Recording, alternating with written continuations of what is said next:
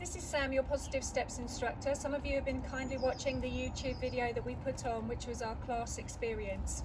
Also, some of you though take on board that you need more advanced work, and therefore I'm putting this video on for you to understand more about the strength, the balance, and the continued extended work, which is about getting up from the floor.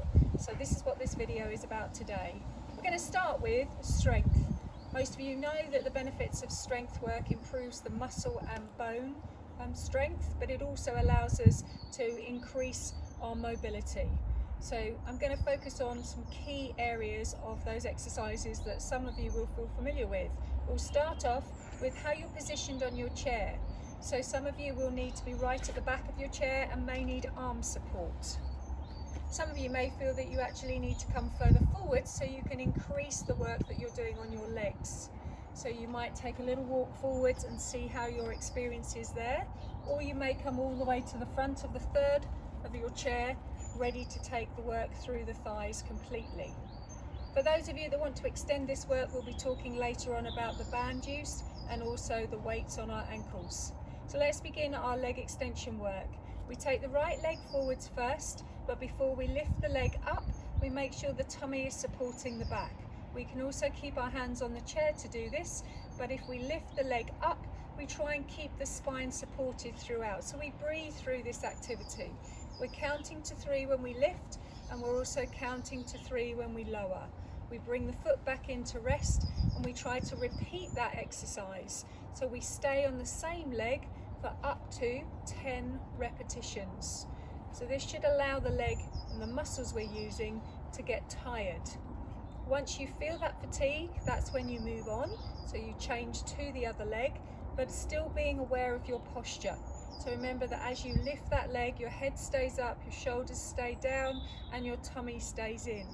Bringing the foot back in will mean you've got that support and that resting moment if you need it. Remember, you can also take yourself back on your chair if you feel that you need a little bit more help on your seat. Remember that as you work through these exercises, you should feel your muscles getting quite tired. So while we can do 7 or 8 on one leg, it may mean that you can only do 4 or 5 on the other leg. That's quite normal for some people, so please don't worry about that.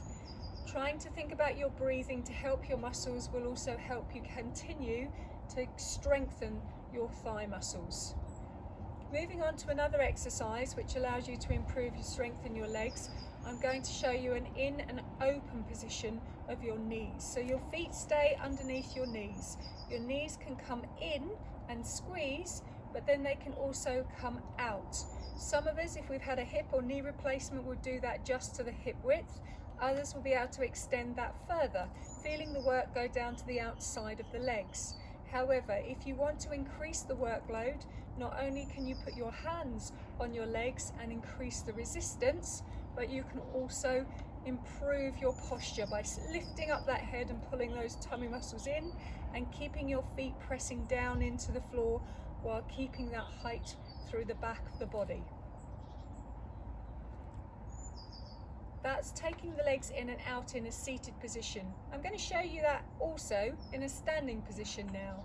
So when we stand behind the chair, making sure that we're not leaning forwards, and our feet should be placed hip width apart. We then bend the knees slightly and pull the tummy in, and gently either step the foot out to rest it down, bringing it back slowly underneath the hip, step the foot out to just bring the inside down and bringing it back under the hip, or extending the heel out, keeping it in line with the hip, counting to 3 and slowly lowering the foot back under the hip. So one of those options will suit you both through the standing leg and the strength of the opening leg. We also want to look at the back of our legs because they're just as important as the front of our legs, especially when it comes to seated and standing work. So let's lift the heel up. Some of us will need to do this with just the toes to begin with. If we are somebody that needs to sit down, I will show you that shortly. But if you feel that you can do more than lifting just to the toes, then you can lift your heel up towards the bottom and slowly bring it back down. All the time you're maintaining good posture, which means the hips are pressing in towards the chair, the chest is lifting up.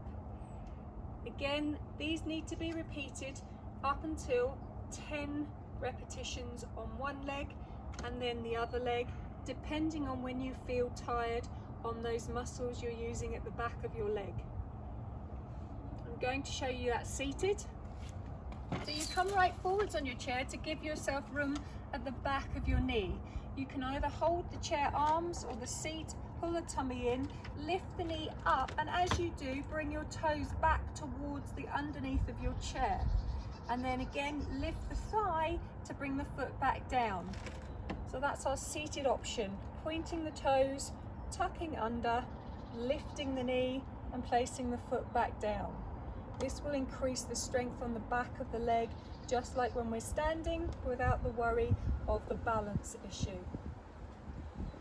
So some of these benefits will improve how you get out of your chair. We know that good posture to stand has to come from core strength as well as leg strength. So remember those little tips that we've talked about in the class before, which is to stand pressing into our heels, making sure they're not too far forwards or too far back.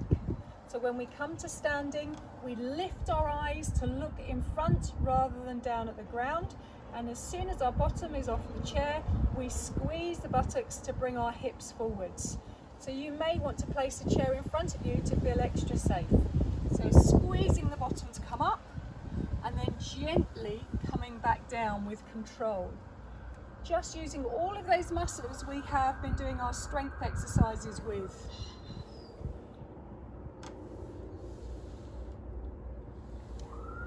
These exercises will help improve our sit to stand, but more importantly, our everyday activities of getting out of our bed, getting out of our chairs, and then also getting on and off the toilet safely.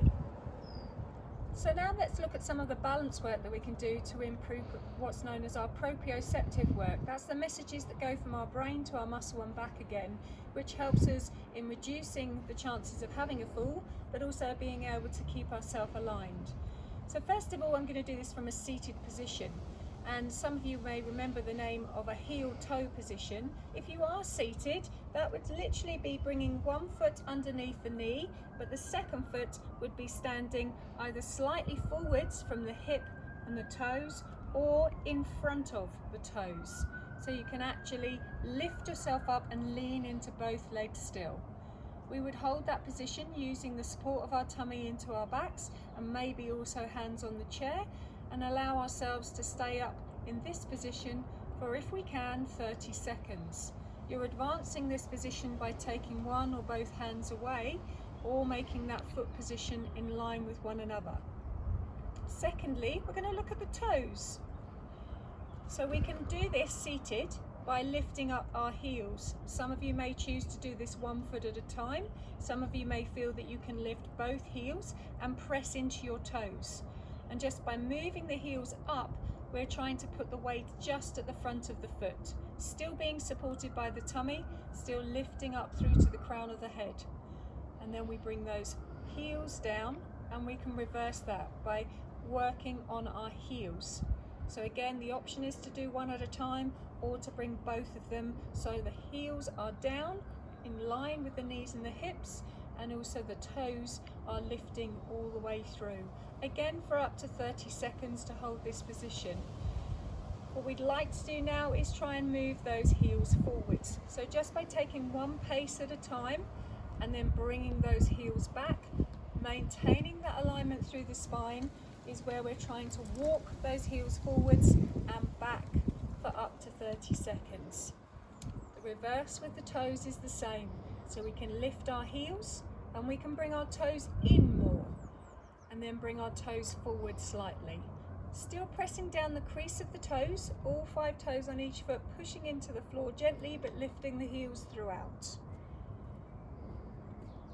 And then finally, we can do our one-legged stand. So by seated position, we can gradually increase the time in which we lift the foot from the floor. But rather than taking the foot straight off, we may want to start with lifting the heel, maybe have our hands on the chair and bracing the belly, and then gradually lift the toes up. We would hold that position again for up to 30 seconds and advance it by taking the hands away if we feel we can. But we want to breathe through this so that the muscles don't start to get too tight and uncomfortable. And then we would release the foot down and repeat that on the other foot. So let's see if we can do that standing behind the chair for some of you. The safest way to do the heel toe is to actually keep the hip next to the chair but facing forwards so that you have one hand on your seat and then the outside leg is going to step directly in front of the hip. For some of us that may not be enough and we can increase our balance by bringing the foot in front of the toes. If we are doing this, we then need to decide how we're carrying ourselves well. So again, supporting with our tummy muscles, gently pulling the muscles in like a belt that you have on your trousers. And as you lift up your chest and roll your shoulders down, your weight goes down into your heels. Some of you may feel that you want to increase this further by taking the other hand away, but that's only if you feel steady enough. The moment you feel any wobbling, you may want to just adjust through your ankles or bring your foot back under your hip and restart the whole position when you're ready. If you feel that that's too advanced, then the option is to face the chair with both hands on and then step the foot forwards. So you can gradually feel that your hand is not needed, and then you can steady yourself and hold the position in the same way as you would at the side. So for our toes then, we can lift our heels up, but we're very tempted to lean forwards in this. So start with your hands on your chair and very slowly lift either one or both of your heels off the floor. When you lift your heels off the floor, your weight will transfer forwards, but we try and climb upwards rather than into the weight of our hands. And from here we can hold that position again for up to 30 seconds. Same with our heel work. We need to bring our feet forward slightly so that they sit underneath our hips, but not in front of them. Then we can lift either one set of toes or both. Importantly here, the bottom must tuck in so that we keep our line up through the front of the legs all the way to the crown of the head.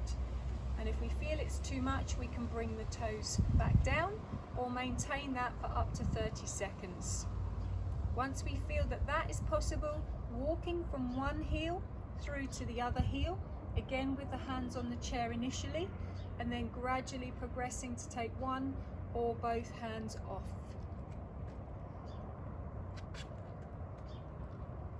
Same with the toes if you wanted to. So we've climbed up onto the toes, maybe had a rest in between the standing position to the walking position, gradually lifting the toes from one hip through to the other, and again choosing whether our hands are necessary one at a time coming away, and with the option of moving away from the chair just for a few steps and then moving back into the chair. And finally that one-legged stand. So we can do this from the side, but once more, if that feels too advanced, do face the front so both hands are on the chair. The idea is that we lift one foot without leaning too far over onto the other leg.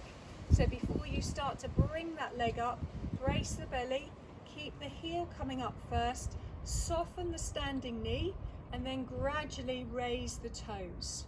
At this point, you'll know whether this is too much of a challenge and your foot will want to come back down.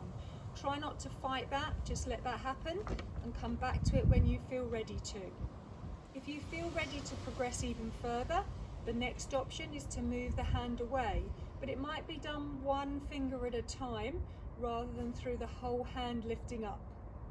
And if that feels that that's okay for you, remember to keep climbing up through the crown of the head and lift your chest up, making sure you're calmly breathing and focusing on something in front rather than down at the ground.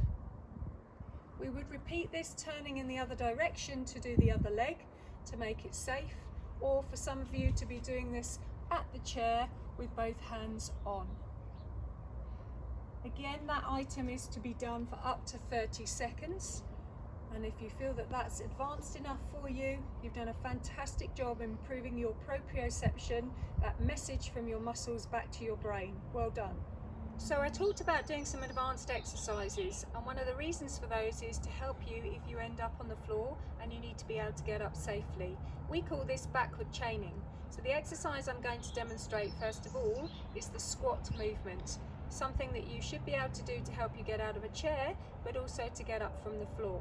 We start this by standing behind the chair with both hands on and feet hip distance. We can then take the tailbone, so the back of the spine all the way back, but as soon as we take the hips back, we bend the knees and put the weight into the heels. At all times, we try and keep most of our weight in our legs, so we avoid leaning forwards into the arms.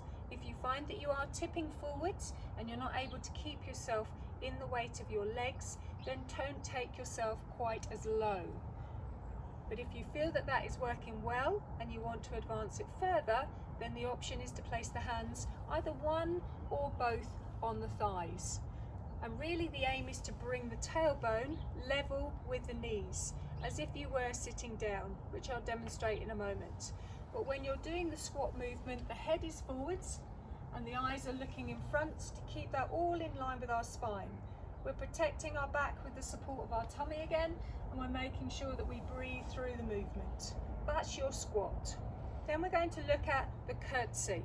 The curtsy is otherwise known as a lunge, but we can demonstrate how a curtsy looks from the front by looking first of all at the feet. This again is going to help us get up safely from the ground. If we take one foot back by taking one pace behind and lifting the heel, and we practice pushing into the toes on that leg, we are then ready to come down into our curtsy. Again, my hands are on the chair. My weight is going to be over my front heel. And then I bring my weight down my legs, equally pressing, and then lift up again and step the foot back under my hip. The idea is that eventually, when we feel strong enough, we will be able to take that knee even lower. If we feel that we can go down to the floor and just touch the ground and come up, then absolutely fantastic. But please don't go to that level until you feel you have the confidence as well as the strength. Coming to the halfway mark and building up that strength and confidence is really important. We're then going to look at that from a seated position. So we might think that we can't actually do a squat from seated position, but what we can do is take our feet forwards and back. So we demonstrate the feet coming forwards and our hands sliding over the legs, and then gently coming back up and stepping the feet back under our knees. So instead of the squat, we can try this activity. Likewise, if we wanted to practice the curtsy, we can take one foot forwards and lift the heel up on the leg nearest the chair. We can then slide our hands over the legs and then come back up. And just as we would do standing, we bring both heels back under the knees. So trying from the other foot, we take one foot forwards, the front heel is always down, the back heel is up, and we slide the hands over the knees, eyes forwards, tummies in, and then bring our foot back and bring our heels down. We then look at how we increase the resistance work of improving our muscle strength. So earlier I showed you how to do leg strengthening exercises. I'm now going to continue that, but show you it with weights on the ankle and bands to use. So earlier I showed you that you can come to the front of your chair to improve the resistance work that you do on your legs. You can also then add weights that go onto your ankles. Many of you are used to me using these in the class, and some of you have them at home. So we slide down and stay seated when we put these on, and make sure that they are comfortable around the ankle. I'm currently using a ½ kilo for my ankles to be extending the work up to the thigh, but I could use up to 1 kilo. And actually that improves the muscle strength and the bone strength. So it is really helpful for you when you're doing your sit to stands and going up and down stairs. So exactly as we did earlier, we could have our hands on the chair arms, we could have them on the seat, and we gently pull the tummy in. We then extend the leg forwards and we breathe through the lift, making sure that we lift for up to 3 seconds, and then slowly release the leg back down and step the foot in. All the time maintaining the knees and hips in alignment. So taking the heel forwards, gently lifting up. At first it may not want to go as high as it did earlier, but now you have the weights on, you are going to be increasing the workload. So gently take your time. Then we're going to look at using the bands. To demonstrate, I have two here, one of which is the green Meglio band and one of which is the blue. The green is slightly easier to use and therefore doesn't apply the same resistance. But because of the length of these, I've given you the option of folding them round your legs, if we're using our legs, to make it even harder. So let's demonstrate with the blue band. Earlier I showed you the knees opening and closing. So to make that more challenging, not just by using our hands, but also the band, we place the band under the legs and then back over the top, avoiding the band being on the knees. Now deciding on how much of a resistance I want to use decides how much I pull the band around and hold it. My feet start and finish flat down in the hip width. Then I try to press either one or both my knees to hip width, or continue wider if I haven't had a knee or hip operation in the last 12 months. I'm trying to take my time to bring the knees back in, so I use both the adductors and the abductors, the muscles inside and outside the thighs.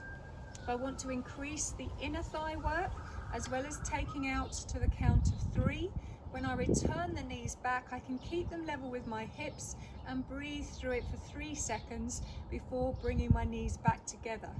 This will begin the work of using our pelvic floor, but that is a separate issue.